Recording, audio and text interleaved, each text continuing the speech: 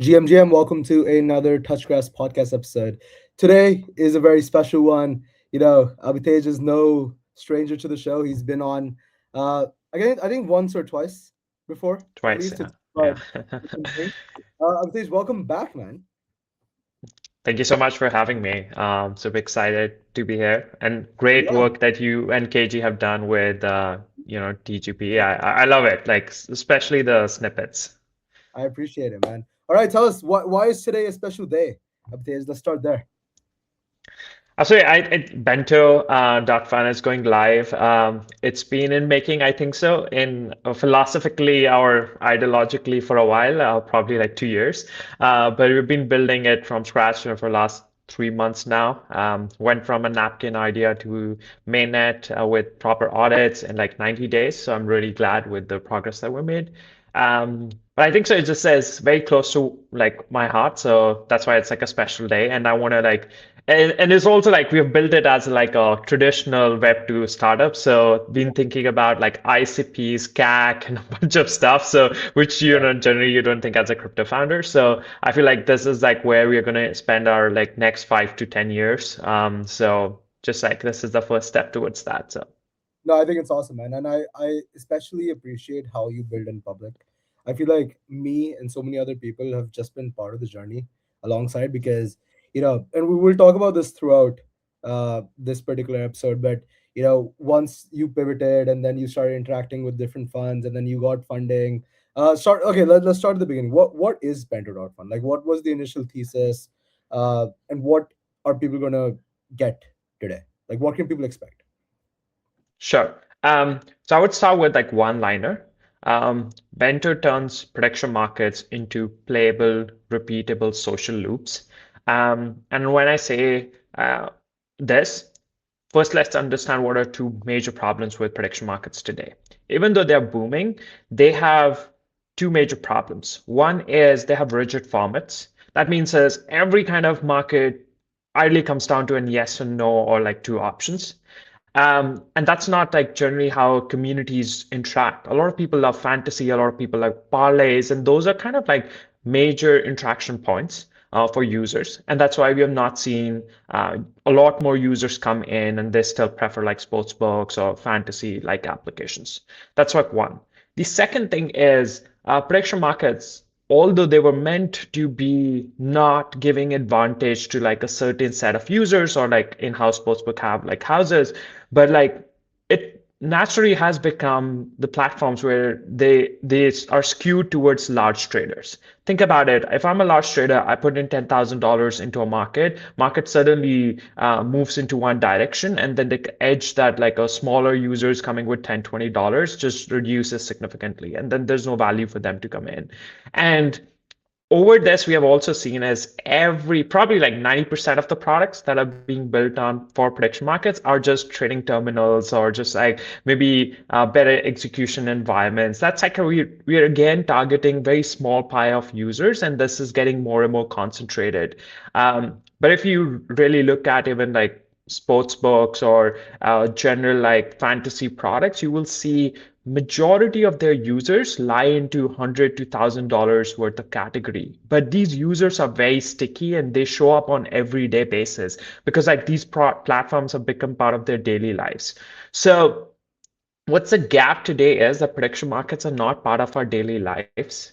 And this is the motto that we started. This is the idea that we started with and as a philosophy at Bento is that how do we make prediction markets parts of our daily lives? And the whole product building process has been around that. So yeah, so that's kind of like what we feel our North Star is, and that's what we are working towards. And that comes with like, I think so. One, if I have to say one specific problem that we are trying to solve is form factor.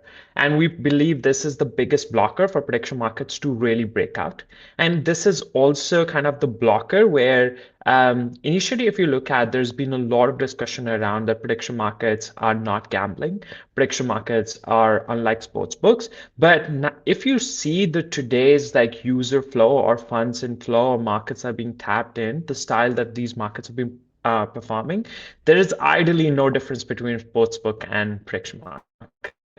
It's kind of like we started solving the problem that we're not sportsbooks, but like eventually we all like everything converges towards that. And so how do you break out of this? How do you make prediction markets truly relevant across like different subjects?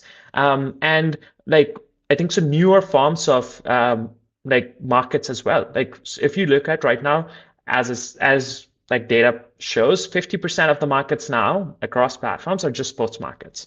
So it's like eventually everything is concentrating just there. Yes, there's audience, but there's why we're not breaking out in other topics or subjects or not able to tap into new users. Everything comes down to form factor. So when Bento is trying to do something, we're not saying on day one we will be the best execution environment. We're not optimizing or we would have the largest liquidity. We're not trying to be like an aggregator of sorts. Our only major thing that we're solving on day one, and I would say like this is if we fail here, that's kind of like saying is we're not doing our job well, is offering better form factor. And this like form factor is like across the board, more users can come into the application and they feel like right at home, right? So I show up to the application not maybe just to take a trade, but I'm just showing up to this application because maybe my social status is now being improved with this. It's like saying is how big of an alpha I'm within this community. Now there's a quantitative metrics for this, and that's through like opening a Bento's app or Bento's platform. Like kind of that starts to become part of your like psyche every day. It's like, oh, hey, let me see where do I stand within my community, how good of an alpha I am. And so those kind of like small things is what we are trying to inculcate in everybody's lives. Yeah, I think two things come out of this. Just from like an audience education perspective, obviously in terms of the end user experience, it is a sports book, but when you think about people who are building sports books and how line makers function, a prediction market is essentially just replacing the line maker with like an AMM sort of model where you can price it more fluidly. The second thing that you're saying, I think, with WhatsApp University being such a big thing, especially in India, our parents get so much information. I can just see my dad fighting in a group chat and being like, okay, why don't you bet $10? And if this is true, then go for it, dude. Like if you have so much conviction, let's get through it. Um, sort of hearing through this, Abhitej, you've obviously must have played around with all these different prediction markets. Like what else do you see is like missing in this prediction markets sort of meta that's going around? I think we see a lot of funds, like bigger hedge funds, use polymarket data these days. We see this data being referenced live at like the Golden Globes. What do you think is like, where do we go from here in terms of prediction markets, and how does that affect your roadmap with Bento? That's a great question. So when I think about polymarket strategy, for like large part of it, I would say um, that they have become very strong foundational platforms for truth. Like so, for example, they're truth engines, and that's why a lot of people, like even now, news channels and like larger media houses have started referring this data because always staked opinions have been better form of seeing where the like opinions are headed or where kind of the direction the truth is headed because people are putting their money on it, right? But when you think about this, this is like truth engines for larger macro subjects. So prediction markets are in this form are great for like very specific macro subjects, which are relevant for everybody. But if you think about how many of these things are part of like your daily lives, and so prediction markets, which like say large section of what we interact with predictions are kind of like the wagers, opinions that we are having in group chats. And this segment of predictions or opinions have like no place in current prediction markets meta and completely lacking. The other thing is that when you have an edge, like if I am a sports fan, and particularly sports fans say for Formula One, and what like I'm personally am, and so I'm spending a lot more time on like learning about the new regulations that FIA has launched. This is going to be a completely new season. Every team has is starting from like ground zero. Turbo era is over, so it's like DRS is not there. So I'm spending a lot of time just learning about what's going to be like how it's DRS is going to be replaced, how people are like how cars are going to have that acceleration format, what teams are thinking about. So I haven't definitely I have an informational edge over like other people that might be just like randomly buying options for Formula One. But today I have no way to find like kind of like monetize this edge because I have to wait for Polymarket and Kalshi to create these markets. So there's kind of like no right format for upstreaming some of these subjects and topics and you having that edge. And that's like one big part of like missing. There's no upstream format which allows people to say, hey, okay, I understand this subject is early, and you create markets around it very early on. So it like user generated markets and highly like by subject matter experts. And that eventually upstreams to Polymarket and Kalshi where there's already huge liquidity, where they go from like being, you could say as niche topics to being like searching for truth. And then comes down to is like the mostly like downstream like features which are majorly around like as I said form factor. So how do you make prediction markets where which are like say spread across. So for example, if you just think about right now, NFL playoffs are coming up. Now you have Bill versus Broncos, which was yesterday's game. Very exciting. Now you would have is who's going to win this game, right? That's kind of one of markets. But a lot of people want to play it on based on like say micro plays, like every play that's going to be how many rush yards you're going to get in like say next play, how much like how many like touchdowns are going to be, what's going to be the exact score, kind of those kind of things. Those are where you need to downstream like a bigger market segment into and make it more palatable for like the audience or the users that are deeply involved in that particular say match or subject and in the formats that they love like and you create single point of interactions. So if I can make it easier for somebody to take one action and then that particular liquidity that I'm putting into that one action actually gets split into 10 different markets, you are reducing the optionality, which is often the blocker for call to action. When you have too many options in one place and you're using too many markets, you often get confused and you end up not making an action. And that's probably why people love fantasy because they just make their team once before the start of the game, and then everything is playing out. Like a player scores a goal, a player gets injured, a bunch of things that are happening, all are being cumulatively kind of being the output is cumulative of all the actions that are happening. And so like you want to create formats like parlays, brackets, fantasy like matchups, or sort of like PvP models to allow people to have these like single point of high traction touch points. And that's kind of like downstream feature that's completely missing from prediction markets right now. Some of the products are trying to match it up, but as I said, like everybody is running towards thinking that prediction markets are like meme coins, where people want to like tap into every segment of the market and they are just like performing based on which market is closing in 24 hours or sorts.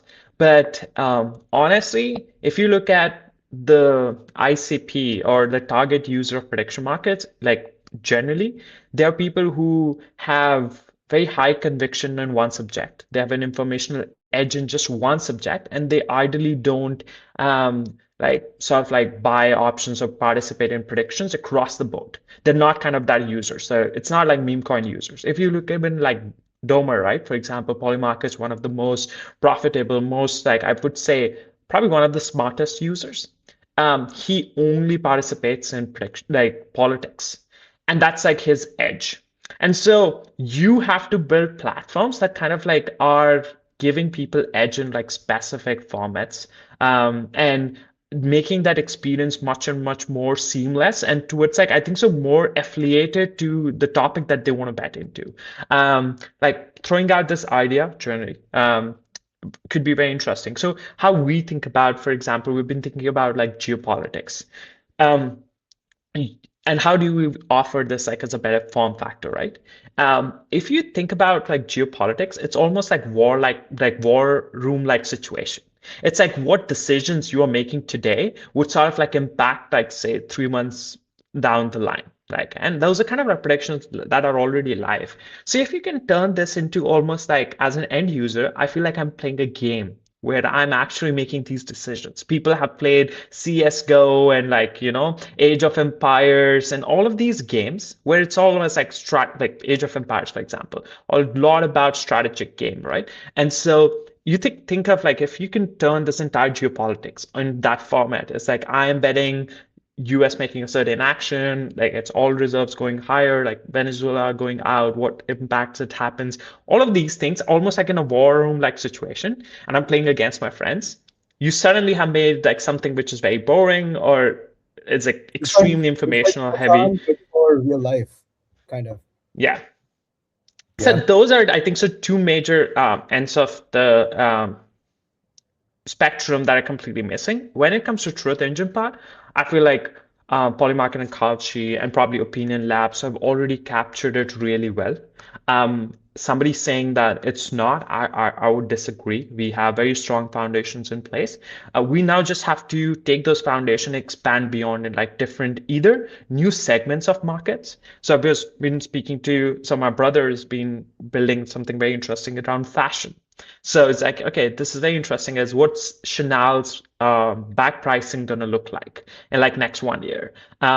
Which is gonna be like showstopper at Paris, you know, Paris Fashion Week or New York Fashion Week. It's kind of like, you're verticalizing one like very segment using the foundations that are already laid out. Now you're tapping into newer subjects. Now that becomes interesting. The other is how do you make prediction markets like kind of like more and more seamless part of like people's life. And that's like I would say will take prediction markets from whatever it's like 100 billion or like probably like 60 billion, I think so, as of today's like run rate in annual trading volume to probably like 600 and then eventually like 6 billion. And that's where it truly becomes an asset class.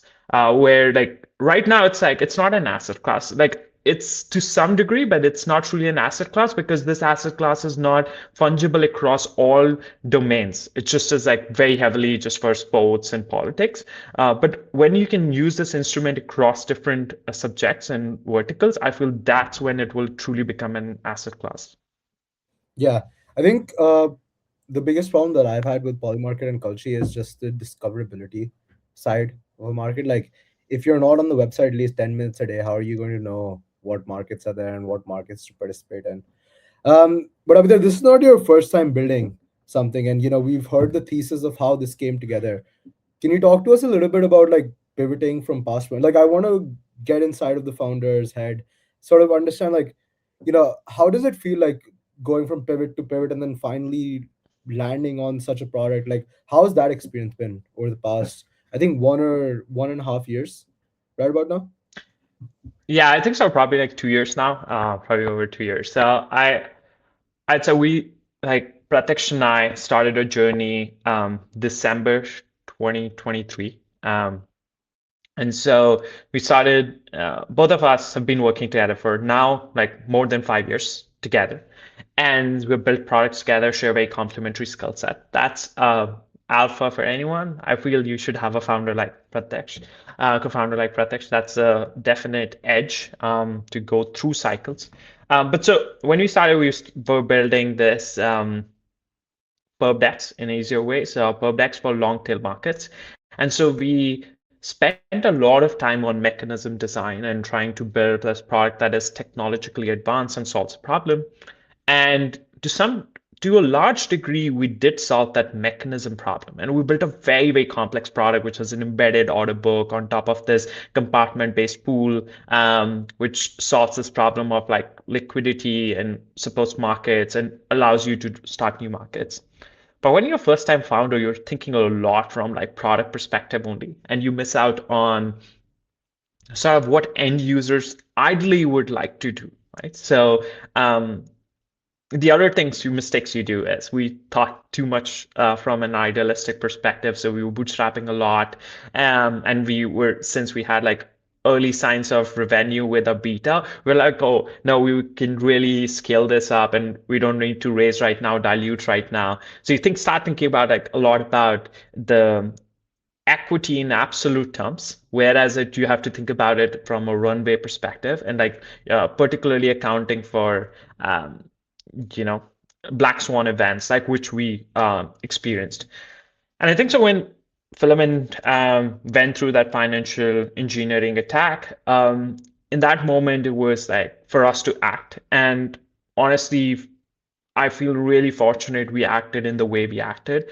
And maybe it's just who we are, or maybe it's just like the cycles that we have seen, the PTSD we have had. USD collapse was like probably the biggest financial like downside for me in some ways, and so a lot of those PTSD, and we made users whole from out of pocket, and I think so that earned us some degree of like that support within the ecosystem, some degree of like I think so people knowing okay these guys are serious about what they're building, and a lot of support came from so many like white hat hackers and a bunch of other like institutional teams that helps us recover some of the funds, which allowed us to like continue building. But now when it comes to like pivots, it's just like when Filament sort of like uh, was not in a place where we could just launch it randomly again, we had to really like be creative, and we went on from like building starting with building tools on top of Polymarket, because sort of it was options for us in some ways. We knew we were coming from derivatives, so it was like, okay, how do we build like we were building arbitrage purely first for us to make money, and then eventually like thinking if we can productize it. And when we were trying to do it, we were finding what is like one edge where we would have. So Formula One was a subject that we both love, we understand. We started building it. We went to Polymarket. There were no kind of like markets for Formula One, just three markets at the time. I was like, okay, this is unique opportunity. Let's go out and try to build like a platform where people could launch Formula One options. We learned like options are too complex, people don't even understand it. Then we reshaped it into like Formula One predictions, and anyone can come in and like launch a Formula One predictions. We started getting very good traction with it, but started to realize like kind of like the cost of like like legacy issues that comes with like Filament. You're not able to raise funds over again because you already have existing investors, and kind of like people want to always invest in fresh things, and like so that the upside is kind of like much more quantifiable for them. And so that's when, and so, but we didn't stop, right? We kept on experimenting, kept on failing. And I think so one thesis we took internally was that if we can't ship something in 2 weeks and now get like 10 users to use it, probably that thing is not going to scale. And then the other metrics that we went on from is how many times do I show up on my platform? I think so that was like one clear understanding of his. If there isn't like if I am not like my own platform is not invoking that excitement in me that I want to show up onto my platform every day and do some action, even if it is just with 10 of my friends or like just between me and Pratyaksh, then probably that's not an exciting platform for other people as well. So that's kind of like comes down to when people say, I feel like when people say build something useful, it's very abstract. You kind of have to drill it down to like one thing. So that's why we built for Formula One. We were watching the season, and if it's not exciting enough for me to show up every day here and try to create a market and share it with my friends, probably nobody else would do it because it's my platform. If it's not in like I'm not taking that pain, why would a random user would?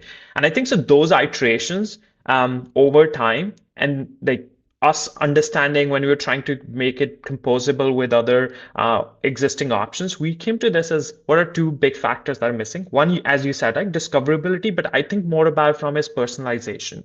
And so discoverability alone, there are multiple tools now. You go out and you can choose which subjects you want to see. But beyond discoverability, it's like personalization. If I can I is this market sort of like behaves or like market's evolution of like discoverability, does it like evolve with my interactions on the platform or type of communities that I'm part of?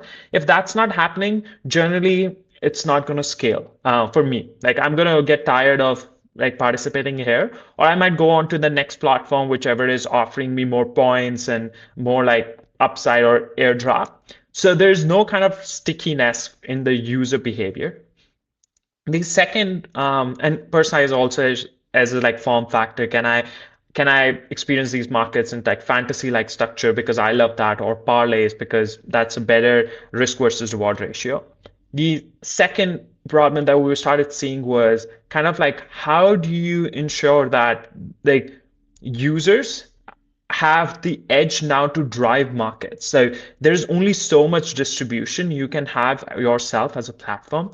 So how do you bake in sort of this creator driven approach, or like UGC in a different format? It's like not just creating markets, but people owning leagues, people like kind of creating containers of all the activity. Within this container, there could be multiple things that people can put in, and that's like Legos. You're given Legos, and you can build like different structures. But the container remains the same for across like any subject, and those are leagues for us where social reputation compounds over time. So you can build interesting economic models. Like, for example, I'm sure you must have a group, even like within crypto, you must have like 10 friends who is having best PNL. And then that kind of becomes as I'm the alpha within this community, right? And I think so one key insight we have learned over time, and like that's kind of like is a very crucial insight from what Bento is today. People don't want to be global alphas. And that's kind of like I would say is key ICP of prediction markets is people don't want to be global alphas. Like it's a very trader-like mindset that I want to beat everyone, like everyone on the leaderboard. Whereas when it comes to our target user specifically, they want to be alpha within the community or the subject that they strongly believe in. For example, if I follow football, I want to be alpha within the football community. I don't care about like or somebody is on a Formula One leaderboard, somebody is on like politics, because that's not a subject I affiliate with. That's not what I care about. But when it comes to a football community, I will do anything and everything to be an alpha there. So I will make the right predictions, but I will also challenge people for a FIFA game to demonstrate like I'm the best. So I'll put $100 wager, like whoever beats me gets this $100. So I want to do those kind of matchups.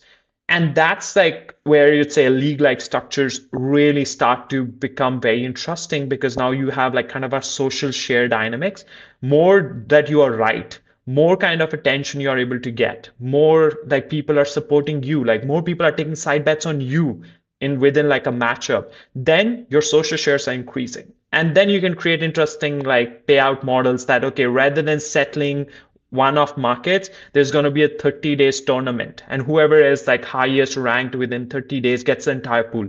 So something like that, and that's like increases your risk versus reward ratio again, and people love that kind of dynamics where you could have higher risk versus reward ratio. That's why people trade perps, that's why people play parlays, like kind of Yeah. that is found like fundamental user behavior. So yeah, that's kind of been the pivot and like learning curve. I feel like when you're going iterating through products, what you start to realize is a lot that, okay, you need great product, but then you say is how do you see this product in 5 years? What is that? I think so like one of the activity that we've been doing recursively is what is one thing that we need to believe for this product to be successful. So when you're pitching to everybody, I think so they need to also believe in that thing. If they don't, ideally they won't understand our product. But it's also for us to realize that we shouldn't be wasting our energy. We can't convince everybody on day one.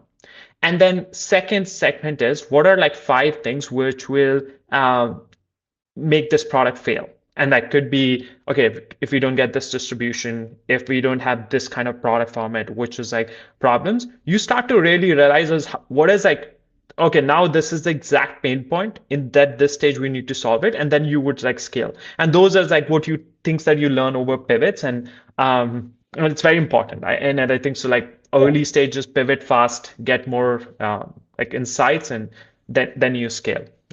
Yeah. In the spirit of pitching to people and interacting with them, how was the YZI lab stream interaction? Congratulations on getting funding. I think I said this to you during Breakpoint as well, and I always wanted Yeah. to get you on the show and talk more about that. But yeah, how was that? How was that whole experience? In one word, I would say phenomenal. Easy Labs is, I think so. It's like a cheat code if you really want to be successful, and like just not within crypto, but now across like AI, or if you're building in robotics, biotech.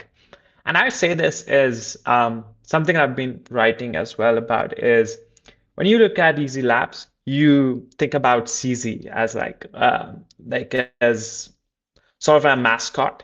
And like it's true that and that overpowers like a lot of things. And a lot of people like kind of like, yes, CZ is like a very strong component of why people should get into Easy because the insights he brings kind of like distribution you get, of course, being affiliated with finance. But I think so. What most people miss out is that there is this extremely like kind of like I was saying beast team that's in the background, and they are the people that not just help you build like build a better product, but for us, easy has been as like I have an extended team now. And so that's why I can operate with a very lean team. Every investor that kind of like you get POCs, but you work with other like specific subject experts as well within Easy Labs. It's a very small team. But those people work with us like they are our team members. You get so much support from feedback to opening doors to kind of like saying is how problems could be solved. They're always there. And I feel like that's not an experience that a lot other people are able to offer. Like a lot of accelerators are part of, they help you early on, they can help you get fundraised, and then sort of like you're on your own. Easy is like saying is, hey, we're gonna, and especially with easy residency, I think so, we're gonna invest in founders who have some degree of understanding what they're trying to build, and you guys go out and build. And then sort of from there, they're saying as, okay, we are here if like you have to be very, very articulate in asking what you need, and we will ensure that that's like kind of like provided, and we are here whatever you need. And I think so that's been like the biggest edge. And I last thing I would add is like why I'm so bullish on easy is like I remember when we were getting into easy residency or we were interviewing for it, I think I was in a very, very lowest point of my life in some ways. And like I was on the call and I'm telling Yala about all the struggles that we have went through, like building Filament, putting all of our personal capital in trying to make users whole and then revive product. And I think so I was telling her like how tired we are and like different things and where do we stand. And Ella like patiently listened on that call. And then I was like, I was telling her kind of like, we're not sure we should be swinging so hard again, like, and at the end, like, the question was like, are we ready to take another swing? And then she said this one statement was that, okay, you know what? First like your 2 months of stay is taken care of. We take care of your food. We There is this pre-seed capital that allows you to experiment. So everything with respect to what you're mentioning is largely taken care. And your only job is to go out and build a solid product, and then sort of like go from there. Everything comes next, right? And I think so that statement gives so much sense of security to say is okay, like I want to go out and then fight again. Like so much of like it revives, like I think so that hunger that's in you, and you sort of like again say as at the end of the day you have to understand is what founders really need. Like they're like we are so if you have to be really optimistic, you have to irrationally be optimistic about different things, and that irrational optimism is fed by like support like this. And that's I would say is somebody who's looking for like finding like an early stage partner. Probably Easy is by far one of the best, and it comes with their expertise, distribution, and the way they interact with founders. The kind of like the support they provide outside of like your job. Like it's like I remember Ricky, like you have conversation with Ricky, and he will fuel you with so much energy. Like you will like, if this person believes in me so much, I can do anything, right? So it's kind of like sometimes you need that, like on your low days, on your high days, you need to know like somebody if is giving you guidance. Okay, probably you have achieved in like out of like in 10 people you're great, how do you get greater in now like 100 people? And I think so those small directional or pivotal moments are very crucial, and Easy does that phenomenal job at that. So yeah, so that's been our interaction. And a lot of people that are kind of are beyond like CZ in the background that like actually make Easy so great is something that I really love that more and more people know. That's awesome, man. You also said that you run a lean team. How big is your team right now? Mhm. 4 people, yeah. Do you think as like obviously at Filament the team was a lot bigger. Now you're just operating a four-man operation. Do you think has this shift in like how founders resource, is it more of a we learned in the past so we don't want to scale a team so big, or has AI genuinely gotten that good that you don't need that many team members to run a successful product? I think so both ways. One, you got to scale the team only when you understand the workflows yourself end to end, and you start to say, okay, there is a real bottleneck, and like now like we are scaling and this functional is not scaling, so we need to have somebody to fill in this role. Until you're not that stage, I think so founders should take that pain to go out and learn about things themselves. For example, I'm the only one like a marketing unit right now, like marketing, BD, fundraise, whatever, and I have to really understand first what brand we want to create, who do we want to market to. Until I don't understand, I can't delegate that job. So you learn this like when you build teams and you build like different startups, and like you learn this. It's one part of like why we don't want to scale. But it's also my co-founder is Pratek, who kind of like makes it really hard in terms of like now we really needed like our experience before were we are great product builders, but we suck at creating UI. And then we were hiring for a design engineer. And Pratyaksh went on to like really make that role obsolete in period of 15 days. Why? Because yes, AI has gotten to that stage, but you kind of also need to understand what requirements you need from AI, right? So like specifically going into the depths of one tool, how does it fit into workflows? And we've been doing that activity.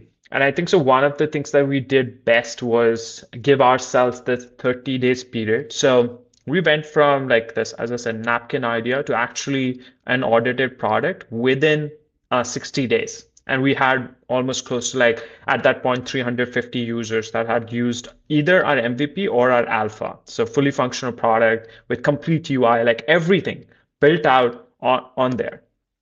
At that moment we were kind of like very struggling a lot with who do we really want to hire, and we were experimenting with people like as an internship or something.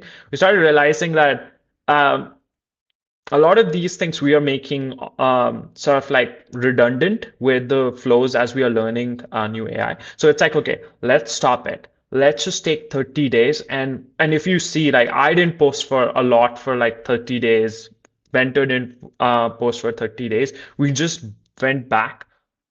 Pratyaksh was way ahead of the curve with like Claude Code and a bunch of stuff like skills, and he's been, of course, like he's been uh, building the depth when it comes to incorporating AI into our systems. We have a designer who has sort of learned a lot about formation like UI. So we have a designer who has been working with a lot of like flows when it comes to like saying as how do you take a Figma design into a fully functional UI, and he has gotten really good at this. And so now we have realized, okay, we need just like we have identified what roles we need, right? So when you're particularly using AI, I think so very crucial part every team should be doing is going at it, and like one person should be trying products across the breadth, and one person should be like going deep into, or eventually you delegate it to each functional lead to go in depth into like tools.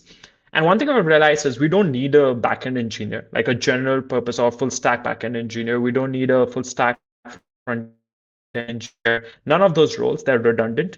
What we need now is, for example, systems engineer who really understands like very low level code, who understands how like states work, and they can build like state diagrams, they can build like system design. And those are, I think, so are prerequisite to building like really strong products. Like, of course, not white coded products, but really strong technical products which compound over time. And that's kind of like has been our learning curve with AI. And I think so best decision we made was giving ourselves this 30 days.